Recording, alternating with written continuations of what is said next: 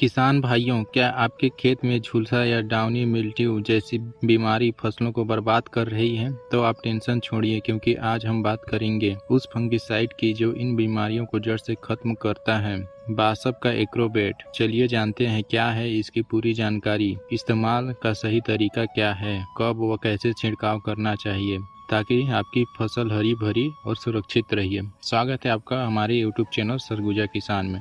अगर आपने अभी तक सब्सक्राइब नहीं किया है तो सब्सक्राइब कर दीजिए। चलिए जानते हैं। एग्रोबेट एक सिस्टमेटिक फंगिसाइड है जिस पर डाइमेथोमॉर्फ 50% WP फॉर्म में होता है। यह बासप कंपनी का प्रीमियम फंगिसाइड है जिससे खास तौर पर लेट ब्लाइट, डाउनी मिल्ट्यू और झुलसा जैसी बीमारियों को रोकने के लिए किया जाता है। इसकी बात यह पौधे के अंदर और बाहर दोनों तरह से काम करता है। यह बीमारी की रोकथाम करता है, पहले से लगी बीमारी को कंट्रोल करता है और नए पत्तों को सुरक्षा कवच देता है।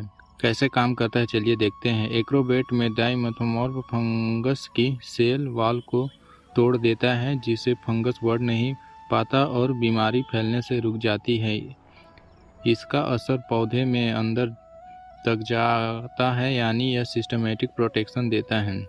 फंगस के जीव चक्र को यह 3 तरह तोड़ता है: इस स्पोर्स बीजाणु बनने से पहले, दूसरा संक्रमण के दौरान और तीसरा बीमारी फैलने के बाद। इसलिए इसे ट्रिपल एक्शन फंगिसाइड कहा जाता है। किन फसलों पर इस्तेमाल करना चाहिए चलिए देखते हैं एग्रोबेट को।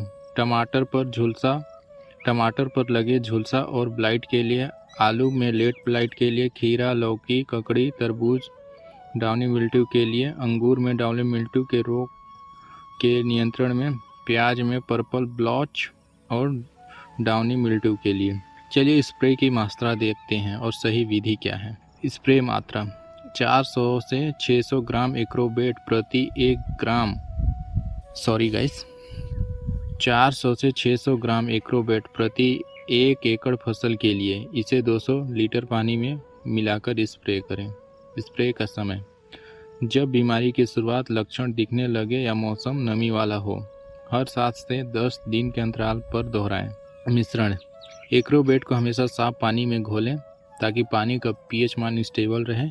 इसे कॉपर या मैनकोजेब बेस्ड दवा के साथ भी मिलाया जा सकता है। मौसम और छिड़काव का सही तरीका। स्प्रे का सही समय सुबह या शाम का होता है जब धूप कम हो, हवा हल्की हो।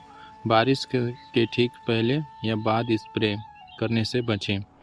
और हाँ, अगर बारिश के समय स्प्रे करना है तो आप स्प्रीडर या चिपकू का प्रयोग जरूर करें। 5 ml 15 लीटर या 20 लीटर की टंकी में।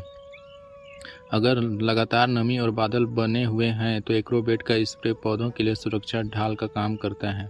चलिए फायदे देखते हैं। एग्रोबेट बीमारी को रोकने और फैलाव दोनों में कारगर है। पौधे के नए हिस्सों तक पहुंचकर सुरक्षा देता है। इसकी अवधि 10 से 12 दिन तक रहती है। लगातार इस इस्तेमाल से झुलसा या ब्लाइट की बीमारियां काफ़ी हद तक खत्म होती हैं। फसल की उपज बढ़ती है और गुणवत्ता सुधार होती है। एग्रोबेट को छिड़काव करने से क्या क्या सावधानी रखनी चाहिए। दवा छिड़कते समय दस्ताने, मास्क और चश्मा जरूर पहनें। स्प्रे के बाद 3-4 घंटे तक फसल को पानी न दें। इसे बच्चों और पशुओं से दूर कहीं अपने ट्यूबवेल घरों में रखें। एक ही फंगिसाइड को बार बार न दोहराएं ताकि फंगस में रेजिस्टेंस न बने। रिजल्ट और किसानों की राय है। कई किसान के अनुभव बताते हैं कि एग्रोबेट का इस्तेमाल करने से टमाटर और आलू में झुलसा 90% तक कंट्रोल हुआ है। फसल हरी भरी स्थिति लंबे समय तक बनी रहती है और बाजार में उपज का भाव भी बेहतर मिलता है।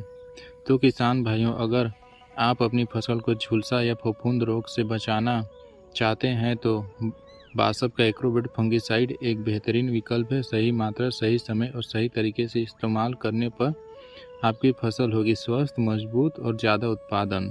तो हमारे YouTube चैनल को ज़रूर सब्सक्राइब करिए। आप सब्सक्राइब नहीं करते हैं गाइस, जिससे मोटिवेशन नहीं मिलता है मेरे को वीडियो बनाने में। तो चैनल को सब्सक्राइब करिए और अधिक से अधिक किसान भाइयों तक शेयर करिए। धन्यवाद। मिलते हैं और एक नई वीडियो में।